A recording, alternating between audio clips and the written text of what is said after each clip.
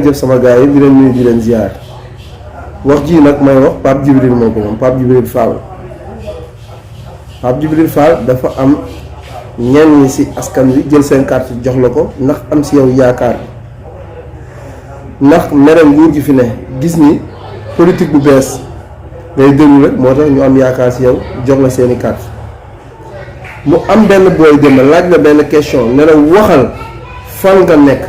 parce que ñaari yoon la fi am yoonu opposition bi ak yoonu nguur gi moo gën nga nekk ci diggante bi kenn xamul foofa bu tey nga attaqué ñi suba nga attaqué ñi pour man war nga ci mën a indil ay leeral ñu bare bari ñi nga xamante ni question boobu dañ ko doon xaar am na ñoo xamante ni mbir mi dafa commencé fulu seen xel parce que mel nguur gi moo tax ñu jël seen carte jox la ko yow mais ñooñu da ngeen war a yeewee ni nga leen di yeewee mooy nga ne fii nga bokk ñu xam ne fii nga bokk mais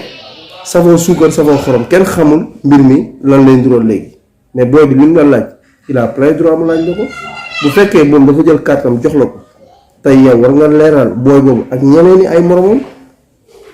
parce que démb loolu la ñëpp doon xaar mais nga sëgg fi nga sëgg mënuloo tontu loolu nag moo dul dëgg moo dul yoon moo taxoon ma ne dinaa la ko wax pour xamal la li nga xamante ni moom la sénégalais mere nguur gi am ci yow yaakaar war nga leen mën a yeewi wasalaam.